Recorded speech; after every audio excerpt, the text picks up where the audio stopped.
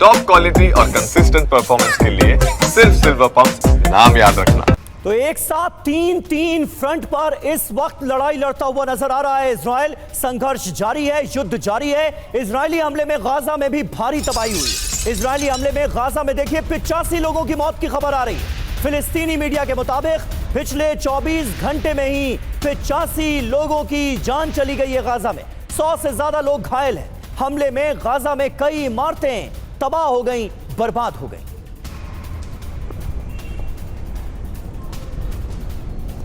तो गाजा में ये विनाश का नया बवंडर है जो देखने को मिल रहा है। क्या कुछ विनाश हुआ है, पहले आपको खबर बताते हैं। गाजा में इजराइल की बड़ी एयर स्ट्राइक हुई है। हमास के ठिकानों पर मिसाइल ड्रोन अटैक हुआ है। हमास के कमांड सेंटर, हथियार डिपो पर हमला हुआ है।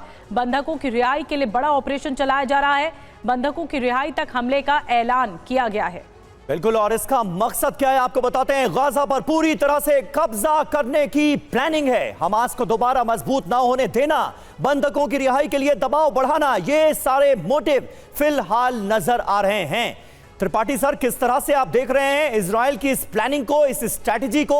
और बार बार ये बात हो रही है कि गाजा पर फुल कंट्रोल हासिल करना चाहता है इजराइल और इस प्लान में कोई दखल ना दे सके, इसलिए हिजबुल्लाह की भी कमर तोड़ने की कोशिश की जा रही है। हूती पर भी करारा प्रहार किया जा रहा है। 3 फ्रंट पर यह वॉर इस वक्त क्या बता रही है? बिल्कुल समीर, देखिए नेतन्याहू तो पहले से ही कह रहे थे, उनकी शुरुआत ही यही थी कि हम हमास का खात्मा करेंगे और वो खात्मा लेकर के चल रहे थे, जो कि अभी पॉसिबल नहीं हुआ।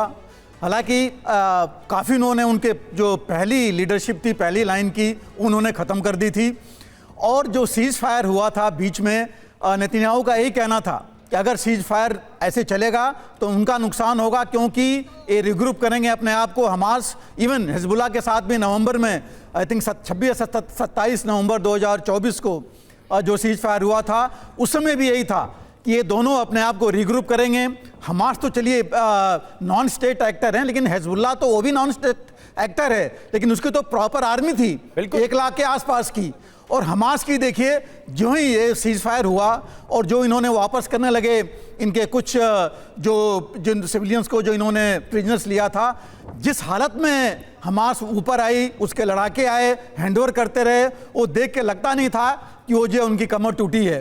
तो अभी भी हमास एक्टिव है, एज ए आइडियोलॉजी एक्टिव है, और लग रहा है कि उनकी जो सेकेंड लाइन ऑफ लीडरशिप है वो भी ऊपर आ रही है और अपने आप को रीऑर्गेनाइज कर रहे हैं जहां मौका मिल रहा है। और नेतन्याहू ये नहीं होने देना चाहते हैं, इसीलिए वो उनके ऊपर हमला कर रहे हैं। लेकिन एक और इसमें त्रासदी है कि ये जो एक नया वेपन मैं कहूँगा, हंगर, भूख जो है, काफ़ी लोग मारे जा रहे हैं, मर रहे हैं भूख से, खास करके बच्चे और जो बड़े लोग हैं, बूढ़े हैं गाजा में। और अभी जो न्यूज़ आपने बताई कि जो 85 मारे गए और 100 से ज़्यादा जो घायल हुए हैं, उसमें अभी कोई क्लियर नहीं है कि कितने हमास के लड़ाके मारे गए हैं। सही बात तो है। ये थोड़ी एक त्रासदी है वहां पर। बिल्कुल सही बात है सर। इतने लंबे युद्ध के बाद भी हमास का समूल नाश, जिसका दावा किया था इजराइल ने, वो तो हो नहीं पाया है, लेकिन लाखों बेकसूर लोगों की जान भी जा रही है। और हमास के लड़ाके अब भी इजराइल से मुकाबला करते हुए, मोर्चा लेते हुए नजर आ रहे हैं। ये अपने आप में चौंकाने वाली बात है, चौंकाने वाला पहलू है। इस बीच यमन पर भी इजराइल का बड़ा हमला हुआ है।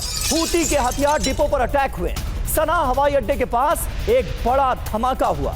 इजरायली हमले में 19 लोगों की यहीं पर मौत हुई है। ये तस्वीरें आप देखिए, ये बड़ा धमाका था। हूती के हथियार डिपो को निशाना बनाकर सना हवाई अड्डे के पास ये अटैक इजराइल की तरफ से किया गया। तस्वीरें आपके सामने।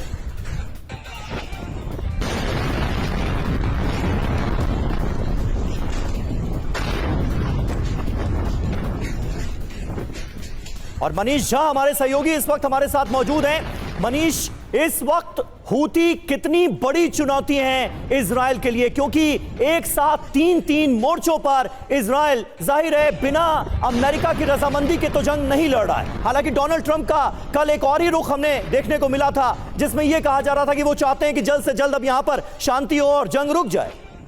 बिल्कुल, देखिए इसी वजह से लगातार हम अपने दर्शकों को कह रहे हैं कि आप यकीन मानिए, अमेरिका और इजराइल दोनों मिले हुए हैं और उसी के रजामंदी से ये सब कुछ हो रहा है, वरना एक साथ इजराइल इन तीनों फ्रंट पर इस तरह से एक्टिव नहीं होता।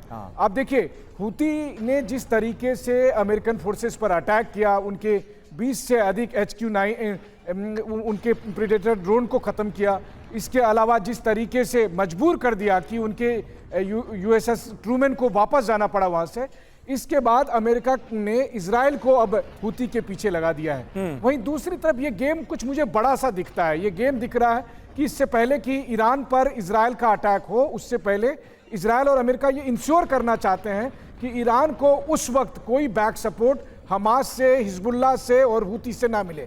लड़ने के लिए कई सारे कारण हैं। मसलन लेबनान पर अटैक इसलिए किया गया क्योंकि इजराइल की दलील है कि जो सीज फायर की शर्तें थी वो हिजबुल्लाह ने और लेबनान की सरकार ने नहीं मानी, उसका वायलेशन हो रहा था, हम इसलिए अटैक कर रहे हैं। गाजा को लेकर वो साफ कह चुके हैं कि गाजा पर हम टोटल कंट्रोल करना चाहते हैं। हूती को लेकर वो कह रहे हैं कि वो हमारे तेल अवीव के एयरपोर्ट पर अटैक कर रहे हैं, इसलिए हम हूतियों का सफाया कर देंगे। लेकिन इन सब ये तीनों तो निशाना है, असली निशाना जो है वो दरअसल ईरान है, जिस पर आने वाले दिनों में अटैक की तैयारी की जा रही है। बड़ी बात आप बता रहे हैं मनीष, और साफ तौर पर इजराइल के पास वजह है, तभी ये एयर स्ट्राइक की जा रही है और इसी वजह के तहत आगे हूती का खात्मा किया जा रहा है।